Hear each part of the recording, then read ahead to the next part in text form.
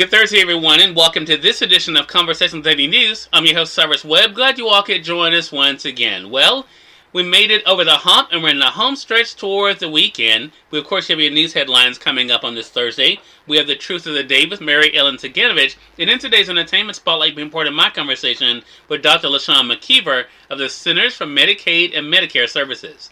Enjoy today's broadcast. For Conversations Daily News, I'm Cyrus Webb with their Thursday headlines. In Mississippi news, Metro hospitals struggle to find room for influx of COVID-19 patients. The number of COVID-19 cases continues to surge in Mississippi, while hospitals across the metro are struggling to find rooms to care for the growing number of patients. The Mississippi State Department of Health reported 3,163 new COVID-19 cases and 25 additional deaths on Wednesday. St. Dominic Hospital has no ICU beds available, and staff has had to scramble to rent ventilators while facing a shortage of nurses. We have 20 to 30-year-olds on ventilators. We didn't see this the last go-round, said the director of hospital medicine at St. Dominic. Doctors at the hospital are seeing so many patients suffering from COVID-19, they're running out of rooms to put them in. We have 60-plus ICU beds. They are all full. We have 9 patients waiting in the emergency room for ICUs today, she said. The director said some patients are so sick they had to be put on ventilators while waiting in the ER. The director says administrators have had to bring in ICU nurses to try to stabilize COVID patients in the ER. In a related story, Mississippi governor says team calmly dealing with issues from COVID-19 surge. Governor Tate Reeves responds to angry rhetoric, saying the state's emergency management team is calmly dealing with a surge in COVID-19 cases in Mississippi. The governor posted an admittedly lengthy post on Facebook outlining what is being done on behalf of Mississippians as the state sees record COVID-19 numbers and full hospital beds fueled by the Delta variant. When the pandemic was in full swing, Reeves, emergency management, and health officials held daily briefings to provide Mississippians with the latest information and updates on efforts to slow the spread of COVID-19. When the numbers went down earlier this year, the governor stopped holding the regular briefings. The governor also set his COVID-19 emergency order to expire on Sunday. We are discussing our options on the state of emergency and will make a final decision within the next 48 hours on whether or not it needs to be extended, Reeves said in a Wednesday post. The governor said his team is not panicking and is calmly making decisions based on the latest data and the impact on residents. In national news, new census data expected to reveal a more diverse America. Almost 120 years ago, African-American domestic workers settled in the Como neighborhood of Fort Worth, Texas, where they held 4th of July parades, patronized shops on Horn Street, and lived for several generations in what seemed like a small town within the big city. But many young families started moving away at the end of the last century, leaving behind small frame houses ready for renovation. The new arrivals have changed not only the Como neighborhood, but surrounding Tarrant County, one of the growing numbers of places in the U.S. where white residents no longer make up the majority, no racial or ethnic group does. New data from the Census Bureau due to be released today will map the scope of that demographic transformation over the last decade.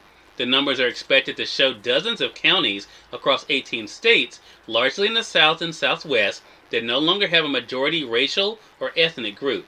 The non-Hispanic white population is expected to shrink for the first census on record.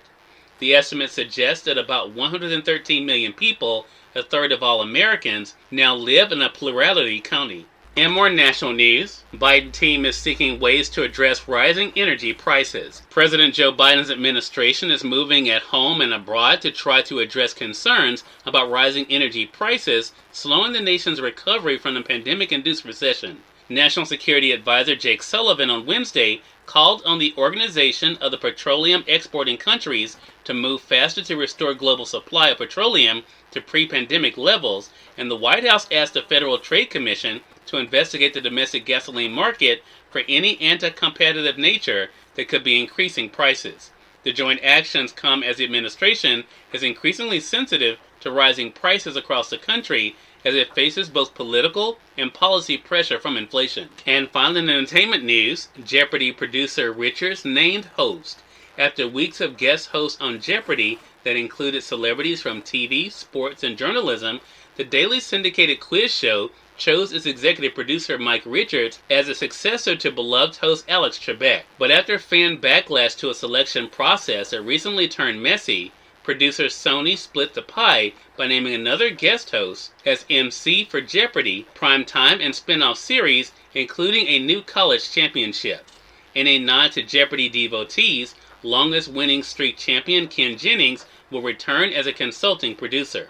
Richards will retain executive producing duties for Jeopardy! And Wheel of Fortune, Sony's Pictures Television said in a statement on Wednesday. Cyrus Webb, Conversations Daily News. It's now time for the Truth of the Day with Mary Ellen Ciganovich. Mary Ellen, take it away. Hi, this is Mary Ellen with your Truth of the Day. Let food be your medicine.